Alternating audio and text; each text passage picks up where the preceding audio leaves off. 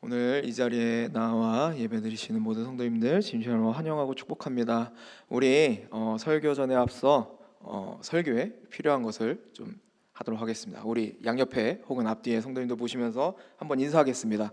한 주간 잘 보내셨나요?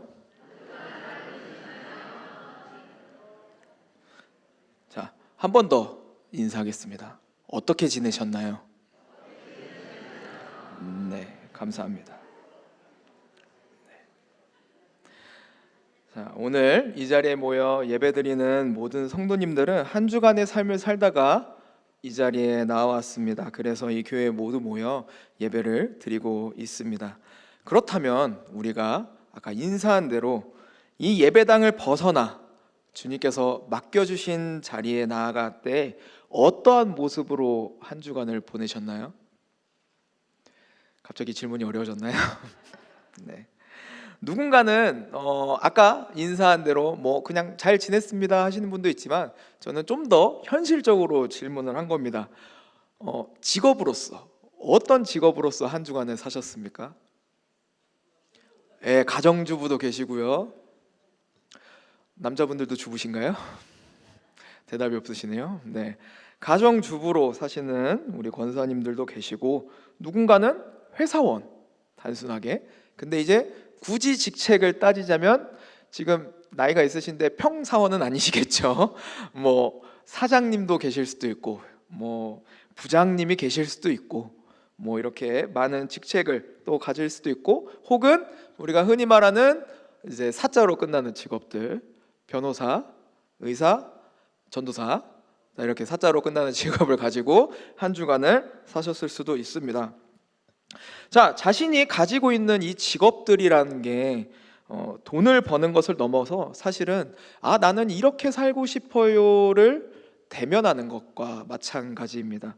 뭐 한 가지 예시로 쉽게 들자면 의사라는 직업을 예시로 들겠습니다.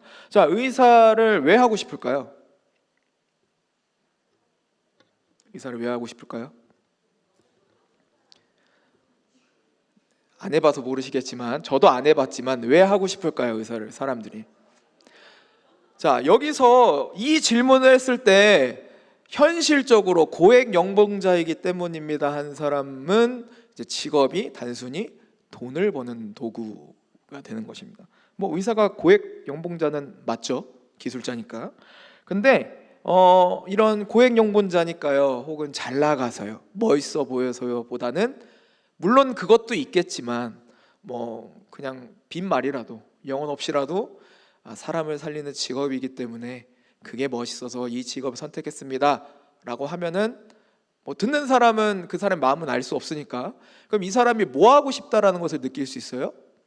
살아가면서 누군가를 살리고 고치는 일을 하고 싶다, 평생 그렇게 살아가고 싶다라고 얘기할 수가 있는 것입니다.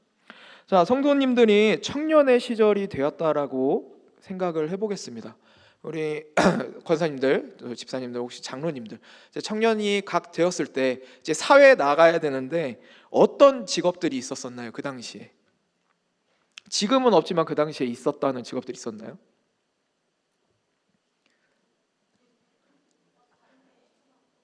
직장을 안 해보셨나요 혹시? 자, 똑같죠. 거의 비슷할 겁니다. 근데 지금 있는 직업 중에 옛날에 있던 직업들, 그러니까 옛날엔 없었는데 지금은 있는 직업들 있을까요, 없을까요? 엄청나게 많습니다. 2025년 직업의 개수 차이도 엄청나지만 그 당시 원했던 선호도, 직업에 대한 선호도, 지금 이 직업을 원합니다 하는 선호도도 많이 다릅니다. 제가 중등부를 담당하고 있기 때문에 상당히 좀 예민한 문제입니다. 2025년 가장 사람들이 유망하는 직업, 좋아하는 직업들 뭘까요? 연예인, 유튜버, 또 있을까요?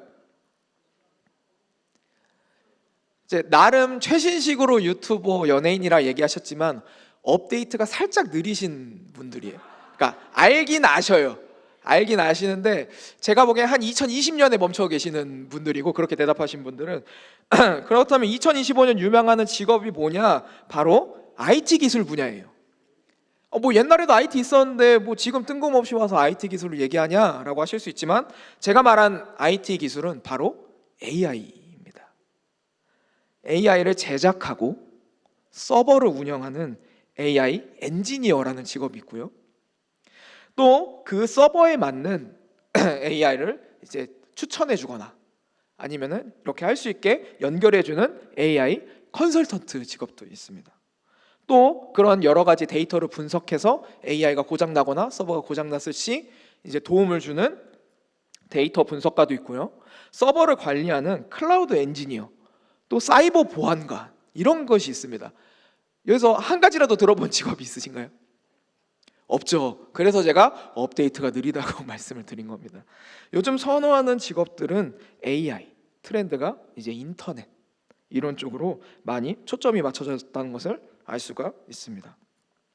또한 아까 말씀하신 대로 또한 시간이 많이 지났지만 여전히 유튜브 크리에이터 혹은 게임이나 웹툰 같이 이렇게 창작할 수 있는 예술 혹은 크리에이터 직종을 많이 선호하는 것을 검색해 보면 또 알 수 있습니다.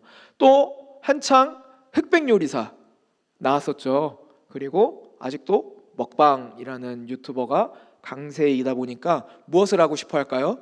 먹방 유튜버가 아니라 셰프, 이제 요리사를 꿈꾸는 친구들도 상당히 많다라고 기사에 나오고 있습니다. 이렇듯 예전에는 단순히 어떤 직업이 최고였어요? 지금 당장 나에게 돈을 주는 곳, 나를 취직시켜 줄 수 있는 곳, 또 내 가정을 먹고 살릴 수 있는 곳이 선호 직업이었다면 지금은 어떻습니까? 나이를 제가 30 중반인데 이때까지 취직을 못 하더라도 내가 하고 싶은 것, 또 내가 해야 할 것, 내가 앞으로 이렇게 살아가고 싶은 직업들을 선호한다라는 것을 알 수가 있습니다. 잠시만요. 죄송합니다. 아까 찬양을 해서 지금 목이. 제가 아까 말씀드린 대로 제가 지금 중등부를 사역하고 있는데, 제가 중등부 처음 딱 사역을 시작했을 때 제가 한 가지 좀 특별한 행사를 했습니다. 무엇을 했냐? 아이들 학교에 직접 찾아가서 학교 신방을 했습니다. 매주 금요일마다. 그래서 한 명 한 명 3학년부터 1학년 애들은 부담스러워할까봐 3학년부터 시작했습니다. 뭐 3학년 애들도 부담스러워했겠지만 뭐 그거는 제 알 바가 아니고요. 3학년부터 3학년, 2학년, 1학년 순으로 학교 신방을 직접 가는데, 그때 아이들에게 뭐 맛있는 거, 자기들이 먹고 싶어하는 거, 뭐 누구는 뭐 마라탕 얘기도 하고 떡볶이도 얘기하고 뭐 이런 거 사주면서 같이 먹으면서 이제 교제를 하면서 제가 아이들에게 공통적으로 질문한 게 있습니다. 무엇일까요? 너 꿈이 뭐니? 아니면 어떤 직업을 갖고 싶니? 라고 물어봤어요. 그럼 아이들이 대부분 뭐라 대답할까요? 네, 그렇죠. 몰라요. 아직 잘 모르겠어요. 제가 뭘 하고 싶은지 모르겠어요. 그래도 요즘 아이들이 다 그렇다는 건 아니지만 대부분의 친구들이 내가 뭘 할 줄 모르기 때문에 공부를 하더라고요. 내가 어떤 것을 이제 옛날에는 그냥 뭐 돈 얼마 주는 직업 가면 되지만 아까도 얘기했다시피 제 나이 먹도록 취직을 안 하더라도 내가 하고 싶은 것을 하는 세대이기 때문에 내가 무엇인가 하고 싶은 게 생겼을 때 성적이란 게 걸림돌이 되지 않기 위해 공부를 하더라고요. 중학생인데. 그래서 기특하다 하면서도 그렇게 기특한 머리로 좀 더 기도해 보면서 꿈을 찾는 건 어떻겠니? 이렇게 조언을 해줬는데, 요즘 친구들은 사실 많은 괴리감 속에서 살고 있어요. 내가 하고 싶어하는 직업, 혹은 세상이 원하는 직업, 혹은 부모가 원하는 직업, 혹은 이 부모가 원하는 직업이지만 나의 재능 상태, 학업 상태, 이런 것들이 모두 섞여 있어서 사실 우리가 뭐 우리라고 하기도 뭐하지만 이 부모님 세대가 취직했을 때, 또 제가 취직을 했을 때 그 상황과는 많이 괴리감이 있다는 것을 아이들을 통해, 입술을 통해 직접 듣고 좀 마음이 아팠던 적이 있었습니다. 오늘 갑자기 왜 이렇게 직업 얘기를 하게 되냐, 아이들을 위해 직업적인 것을 좀 많이 찾아보고 있었어요. 요즘 이제 중학교 3학년 친구들이 이제 고등부에 올라가야 되는데 아직도 자기가 무슨 고등학교에 가야 될지, 아직도 자기가 무슨 직업을 하고 싶은지를 모르는 친구들이 있어서 같이 좀 도움이 되고자, 뭐 제가 그렇다고 부모님이 아닌데 너 이 직업 해 할 수는 없잖아요. 그렇기 때문에 좀 열린 마음으로 보고자 찾아보면서 오늘 이 설교에 대한 말씀을 좀 받게 되었습니다. 오늘 설교 제목은 주의 자녀로 산다는 것은인데, 지금까지 직업에 대한 얘기만 해서 도대체 무슨 상관인가 좀 의아해하시는 분들이 계실 수 있습니다. 자, 교회 다니는 사람들은 우리가 주의 자녀라고 합니다. 오늘 성도님들께서도 주의 자녀십니까? 네, 다 아멘이라 대답하셨는데, 자, 그러나 우리가 주님의 자녀라고 해서 저 직업이 뭡니다처럼 눈에 보이나요? 뭐 명함이 있거나 아니면은 주의 자녀로 딱 하나님 앞에 인치심 받는 순간 우리 오른쪽 가슴에 이렇게 주의 자녀라는 명패가 생기거나 하나요? 세상 사람들은 잘 모르죠. 알 수가 없죠. 내가 입을 열지 않는 이상.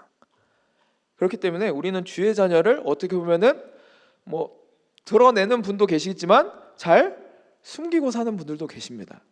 그렇다면 한번 우리가 주의 자녀라는 직업을 갖게 되면 어떻게 될까요? 소개할 때 저 뭐 변호사 누굽니다가 아니라 저 주의 자녀 누굽니다 라는 직업이 됐을 때, 그럼 우리가 세상 사람들도 다 주의 자녀인 걸 알게 되잖아요. 그럼 우리는 주의 자녀로서 어떻게 살아야 할까요? 지금처럼 내가 아무 얘기 안 하면은 그냥 조용히 살 수 있는 그런 게 아니라 직업이 된다면 우리가 어떻게 살아야 될지, 하나님 앞에 어떠한 생각으로 어떠한 마인드로 살아가야 될지 한번 고민해보는 시간을 가졌으면 좋겠습니다. 우리가 예를 들면은 삼성 이재용 회장의 아들과 딸이라고 생각해 보십시오. 물론 이재용 회장보다 나이가 많으시지만 그냥 가정을 하는 거죠. 좋은 점이 뭘까요? 이재용 회장의 아들과 딸이 된다면 상상만 해도 좋으신가요? 갑자기 뭐 삼성 주주 검색하고 계시는 거 아니죠? 만약 어떠실까요, 기분이? 좋겠죠. 그러면은 삼성 이재용 회장의 아들과 딸이 됐다라는 가정하에 장점, 생각하시는 장점, 그냥 단순히 좋으신가요? 장점, 하고 싶은 거 해도 된다. 왜요? 돈이 있으니까. 물론 이재용 회장님이 아들 딸에게 얼마나 주실지 모르겠는데 뭐 그런 생각이 있겠죠. 또 어떤 게 있을까요? 일단 금전적인 생각을 안 하게 되겠죠. 우리는 대부분 뭘 할 때 금전적인 생각을 해요. 외식을 할 때도 이번 달 쓸 수 있는 금액이 이 정도니까 이 정도 선에서 외식해야겠다가 되겠지만, 뭐 이재용 정도 되는 그 정도 재력 가면은 그냥 먹고 싶은 거 시키겠죠. 아니 뭐 직접 요리사를 불러서 먹든지 그럴 겁니다. 그러면은 이재용 회장의 아들과 딸이 됐을 때 단점은 뭘까요? 나는 일반인인데 다른 사람들도 다 안다는 거예요. 내가 제 이재용 회장 아들이래, 제 이재용 회장 딸이래, 다 안다는 거예요. 그럼 어떻게 살아야 돼요? 잘 살아야 돼. 그렇죠. 잘 살긴 해야 되는데 이재용 회장의 자녀로서의 위치를 잘 지키며 살아야 되는 단점이 생긴다는 거예요. 우리가 주의 자녀로 살아가는 것 또한 마찬가지예요. 사실 우리가 눈에 보이지만 않을 뿐이지 예수님의 아들로서 딸로서 살아간다는 게 기쁘죠. 그렇지만 우리가 기쁜 만큼 그만한 무게도 짊어져야 된다는 겁니다. 그렇기에 제가 생각한, 또 오늘 말씀을 통해 같이 이야기 나누고 싶은 것은, 주의 자녀로 살아가기 위한 첫 번째 마음가짐은 주의 자녀는 언제든지 불길 가운데로 걸어갈 줄 알아야 된다는 겁니다. 여기서 말하는 불길 가운데로 걸어간다는 것은 진짜 불길 가운데로 걸어가라는 게 아니라 고난과 시험의 길을 당당하게 걸어갈 줄 알아야 된다는 겁니다. 우리는 누구나 이 땅에 태어날 때 부모란 존재를 통해 태어났습니다. 그리고 어렸을 때는 언제나 부모와 함께 있었죠. 그렇지만 부모와 함께 있다 한더라도 모든 위험에서 다 안전해지나요? 부모가 있으니까 정말 위험이 단일도 없을까요? 아니에요. 잠깐 이거 보고 왔는데 뭘 넘어뜨린다든가 넘어졌다라든가 뭐 뒹굴다가 머리를 박았다든가. 사실 부모가 함께 있다 하지만 아이는 위험에 언제든지 처할 수 있는 노출된 삶을 살고 있습니다. 우리 또한 그렇습니다. 하나님이란 보호자가 계시지만, 예수님이란 보호자가 있지만 우리는 언제나 고난과 시련이라는 위험에 노출되고 살아가고 있습니다. 성경으로 예시를 들겠습니다. 구약 성경에 다니엘서가 있습니다. 여기 주인공이 누굽니까? 다니엘입니다. 또 다니엘의 친구들 이야기가 나옵니다. 이 사드락 메삭 아벤느고의 이야기가 나오는데, 그들은 하나님을 신실하게 믿는 하나님의 백성으로 살아갔습니다. 그렇기 때문에 모든 사람들이 포로로 잡혀가서 우상이 준 거를 신경도 안 쓰고 먹고 마시고 할 때 이들은 어떻게 했어요? 안 먹겠다 얘기했습니다. 근데 이 안 먹겠다고 하는 게 사실 이들은 목숨을 걸고 한 거죠. 왜일까요? 이 사람들의 지금 현재 처해져 있는 직분이 뭐예요? 포로. 그냥 언제든지 마음에 안 들면 간수가 그냥 칼을 뽑고 죽여도 아무 말 못하는 포로였습니다. 근데 그들은 왜 거부합니까? 하나님의 말씀과 어긋나기 때문에 거부를 합니다. 그뿐만이 아닙니다. 이들은 하나님이 함께하는 이스라엘 백성이었어요. 근데 이들은 시기하는 자들로 인해 어디에 들어가게 됩니까? 사자굴로, 풀무불로 들어가게 됩니다. 자, 이게 다니엘서를 얘기할 때 잘 와닿지가 않아요. 왜 그럴까요? 제3자니까. 또 사자굴에 들어가 본 적이 없으니까. 풀무불에 들어갈 생각을 할 조차 없으니까. 그 가스레인지도 뜨거운데 풀무불에 어떻게 들어가? 라는 생각이 하기 때문에 잘 와닿지가 않아요. 근데 오늘 이 자리에 계신 성도님들이 다니엘이라 생각하시면 어떨까요? 내가 지금 다니엘이고 당장 사자굴에 들어가야 되고 풀무불에 들어가야 돼. 그럼 어떨까요? 그렇죠? 무서움이 첫 번째지만 좀 더 깊숙하게 들어가면 무슨 마음이 들까요? 억울함이 들죠. 자, 다니엘이 왜 포로로 끌려갔습니까? 이스라엘 백성들이 하나님 앞에 타락했기 때문이에요. 근데 이스라엘 모든 백성들이 타락했나요? 10이라 가정하면 9가 타락했으면은 1은 여전히 하나님을 신실하게 믿는 사람들이었어요. 다니엘은 어느 부류였을까요? 1이었죠. 그럼 이 다니엘은 누구 때문에 지금 잡혀온 거예요? 남은 9 때문에 잡혀온 거예요. 1500km를 걸어서 포로로 잡혀와서 우상이 먹는 거 안 먹겠다 목숨 걸고 얘기해서 이쯤 되면 잘 먹고 잘 살게 해줄 수도 있는데 하나님이 어디로 보내세요? 사자굴로 보내신 거예요. 풀무불로 보내신 거예요. 다니엘은 무서움도 무서움이었는데 사실 억울했을 수도 있어요. 저 같았으면 일단 너무 억울했을 것 같아요.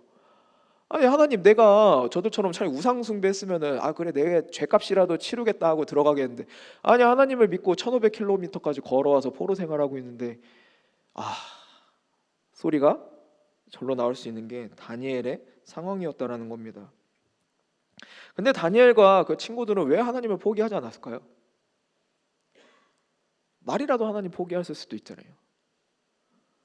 아니면 너무 억울하니까 억하심정으로 나도 열받아서 안 해먹어, 나 안 믿을랍니다 할 수도 있는데 왜 하나님을 포기하지 않았을까요? 이들은 고통과 환난과 시험과 어려움 속에서도 하나님이 함께 하신다는 것을 믿었기 때문이에요. 육신의 부모는 아이들의 위험을 언제나 지켜줄 수 없어요. 그렇지만 하나님은 어떠십니까? 어떤 위험 속에서, 위험에 내가 노출돼 있지만 그 위험 가운데서도 함께 하신다라는 겁니다.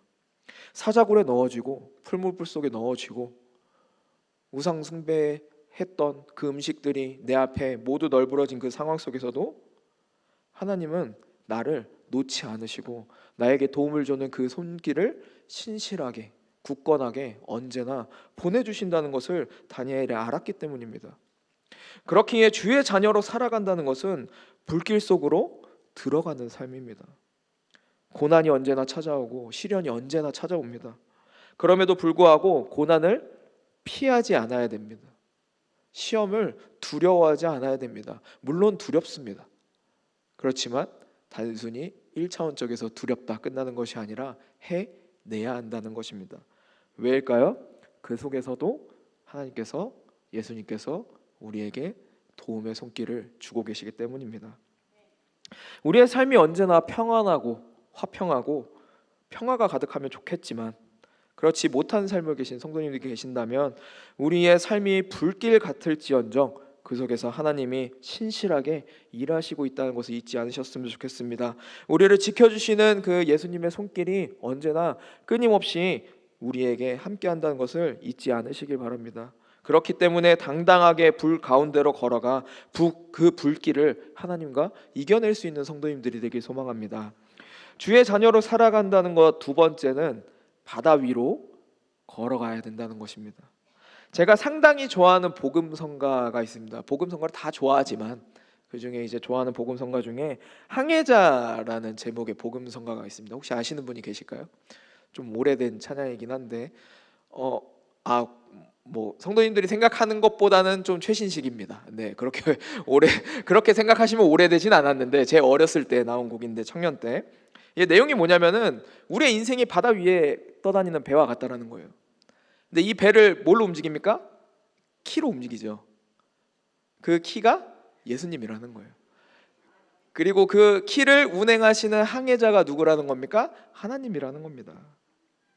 그렇기 때문에 우리는 망망한 바다 위를 안전하게 지나갈 수 있다라는 내용의 복음성가입니다. 주의 자녀로 살아간다는 것이 바로 이런 삶입니다. 바다 위로 걸어가는 삶. 마태복음 14장 22절에서 33절을 보면은 제자들이 폭풍이 덮치는 배 위에 있게 됩니다. 그때 예수님께서 바다 위를 걸어오시면서 베드로에게 뭐라 하십니까? 걸어와라 라고 명령하십니다. 그리고 베드로는 폭풍이 가득한 그 바다 위를 걸어가게 됩니다. 누구나 다 아는 성경의 내용이죠. 그러나 우리가 여기서 집중해서 봐야 될 게 있습니다. 정확하게 봐야 될 것이 있습니다. 그것은 제자들이 처한 상황이에요. 무슨 바닷속에 있다고요? 폭풍이 치는 바닷속에 있다라는 겁니다. 폭풍이 뭔가요? 자연재해입니다. 자연재해. 태풍 같은 거죠. 자연재해라는 것은 인간이 인위적으로 만들 수도 없고 인간이 인위적으로 컨트롤할 수도 없는, 통제할 수 없는 말 그대로 재해, 자연적으로 발생한 재해가 자연재해라는 겁니다. 폭풍이 바로 그 자연재해라는 거예요. 바다, 이 바다는 디딜 곳이 없습니다. 배가 부서지면 끝입니다. 전에 한번 설교했지만 이 배가 지금처럼 철로 안전하게 용접 다 된 상태로 만들어져 있나요? 그냥 아무 잡다한 나무 다 배에다가 뭉쳐놓은 게 배예요. 지금처럼 물이 새지 말라고 페인트 칠을 하거나 도포 칠을 하는 게 아니라 그냥 단순히 기름 작업한 나무배라는 겁니다. 바다는 바다 또한 인간이 통제할 수 없는 영역인데 그 속에 폭풍이라는 재해가 닥쳐온 겁니다. 그렇다고 우리가 폭풍 너무 무서워요 이러면은 폭풍이 살살 불어오나요? 아니라는 거예요. 인간 한 명쯤은 가볍게 죽일 수 있는 게 자연재해입니다. 그게 폭풍이고 그게 자연재해가 갖고 있는 압도적인 힘이라는 겁니다. 그렇게 제자들이 예수님 오기 전에 어떻게 하고 있어요?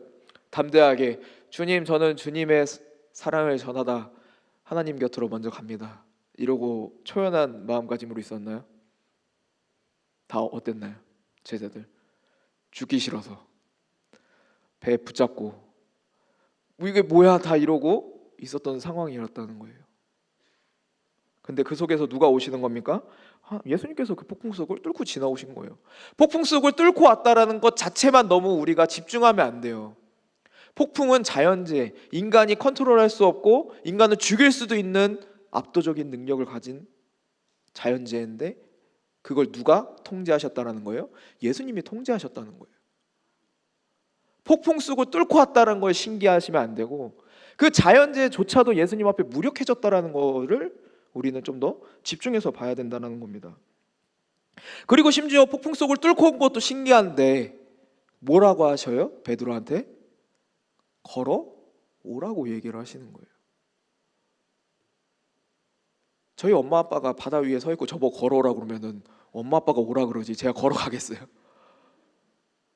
근데 예수님 뭐라 하시는 거예요? 걸어오라는 거예요.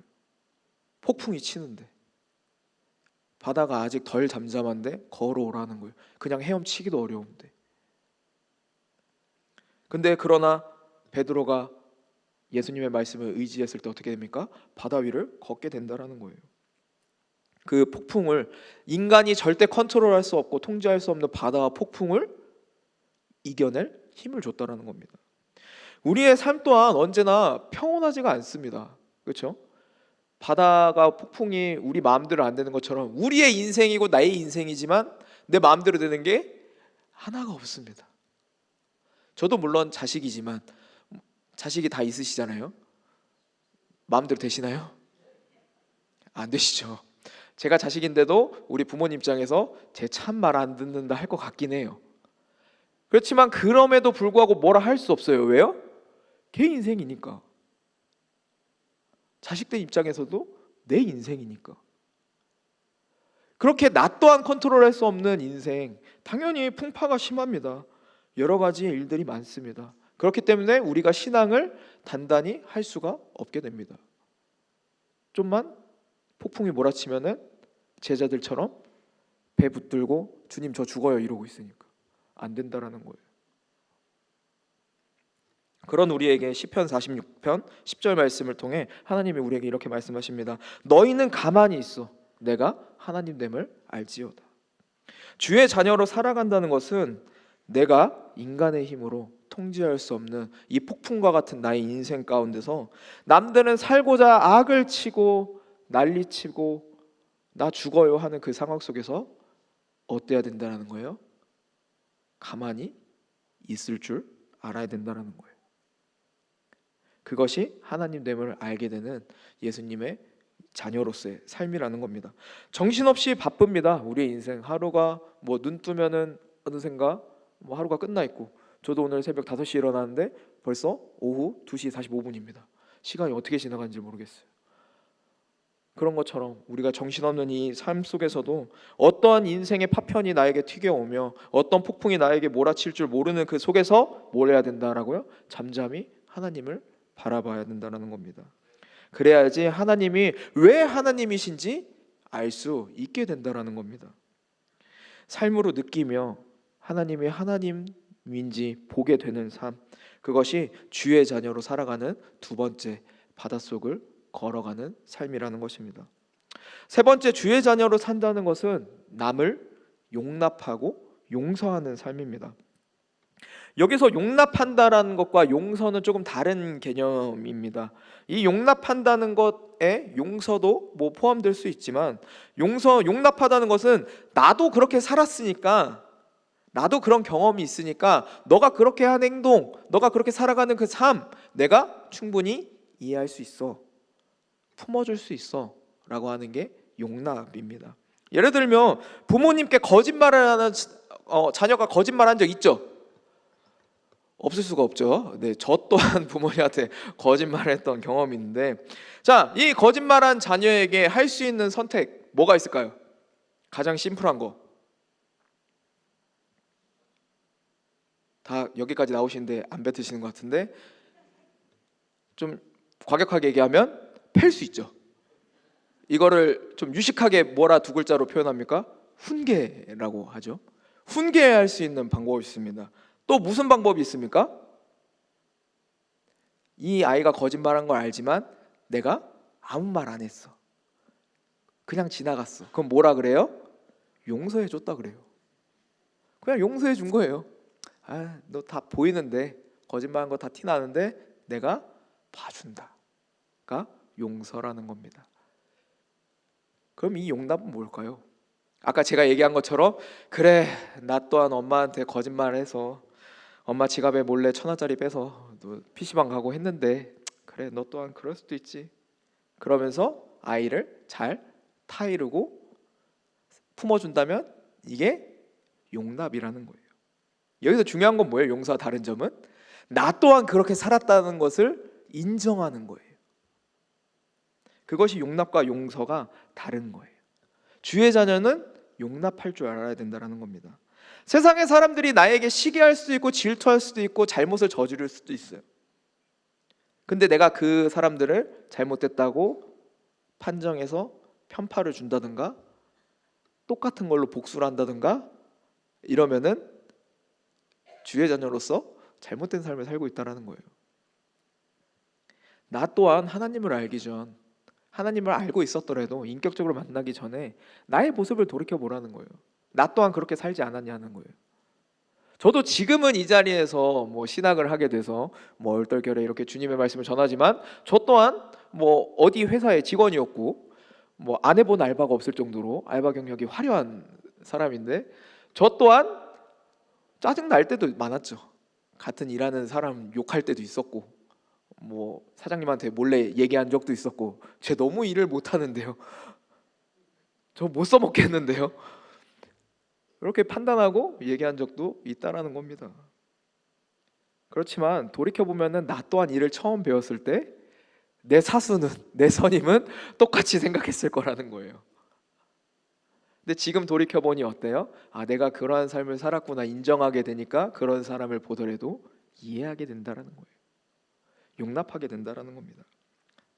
그래서 주님의 자녀는 용납할 줄 아는 삶을 살아야 되는 겁니다. 왜? 나 또한 예수님 만나기 전 그렇게 삶을 살았기 때문에.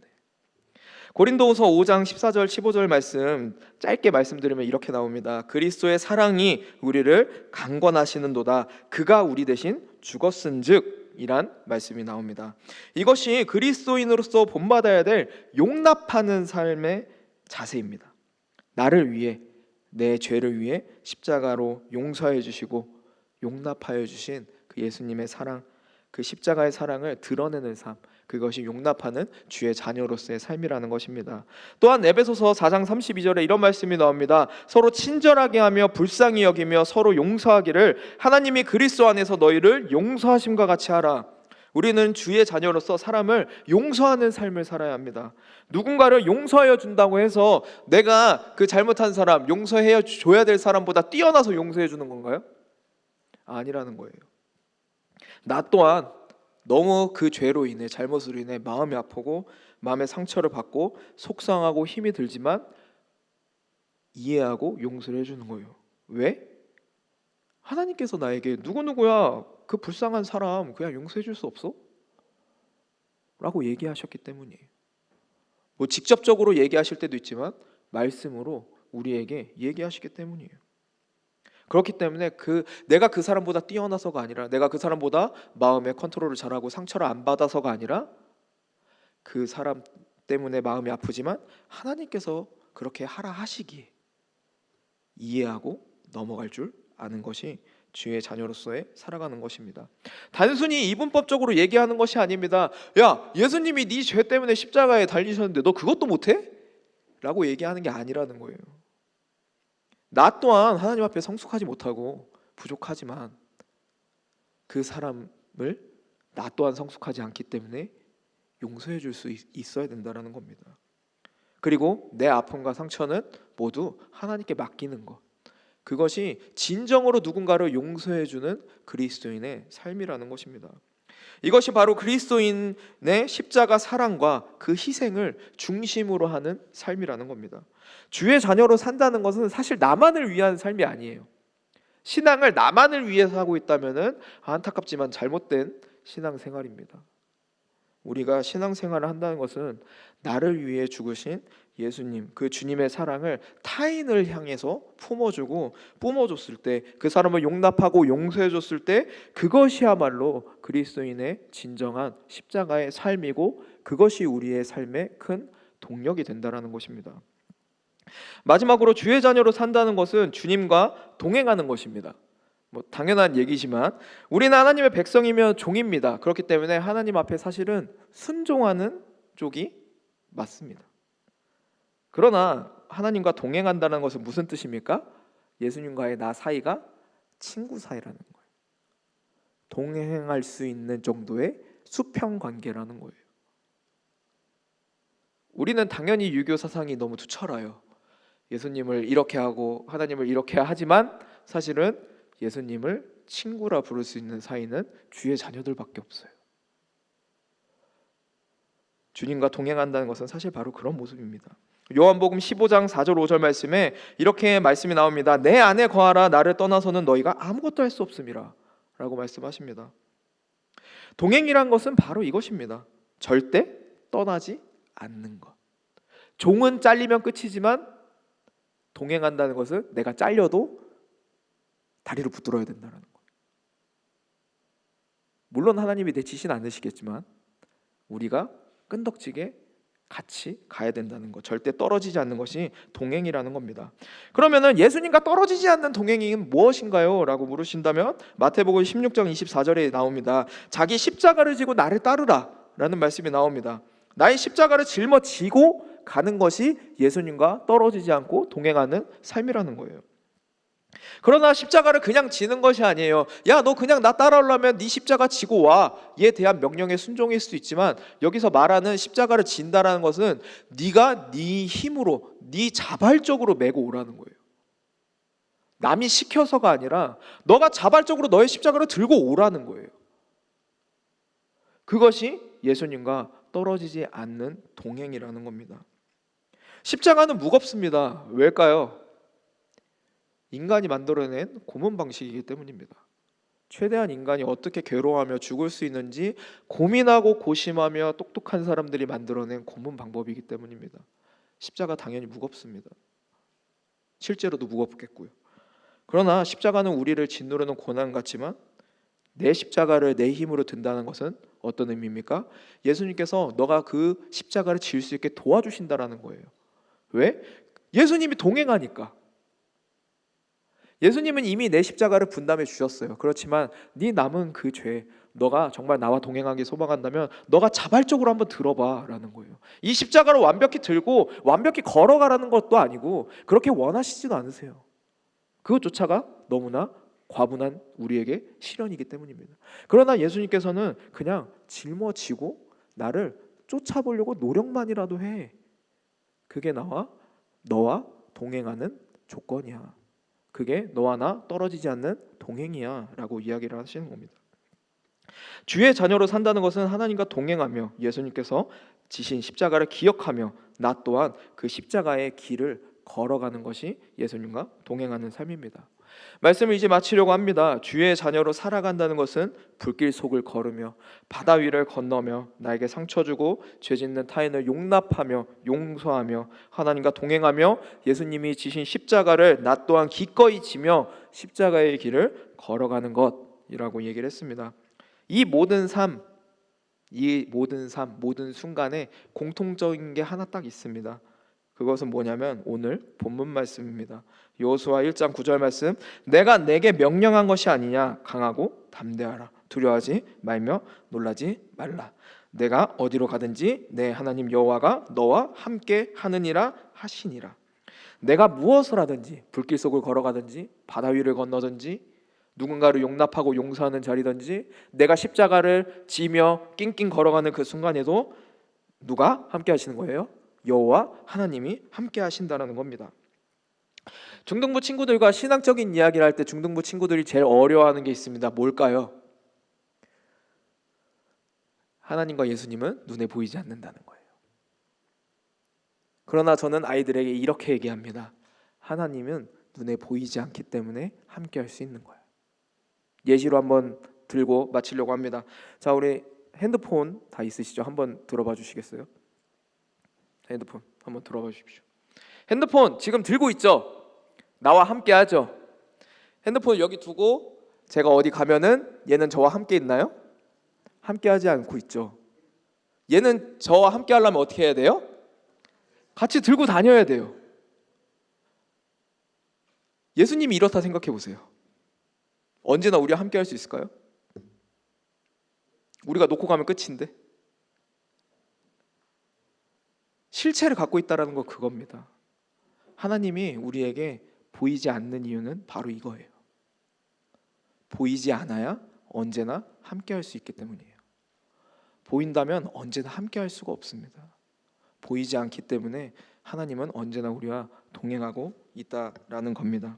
그렇기에 우리가 불 속을 걸어가도 바다 위를 건너가도 남들이 나에게 상처를 주고 내가 그 사람 용서하는 그 순간에도 힘든 순간에도 기쁜 순간에도 하나님은 우리와 함께 한다는 겁니다. 주의 자녀로 산다는 것은 이런 하나님이 함께 하시기에 강하고 담대하며 두려워하지 않고 놀라지 않는 삶입니다. 오늘 이 자리에 오신 성도 여러분이 남은 모든 삶이 이러하길 주님의 이름으로 축복합니다.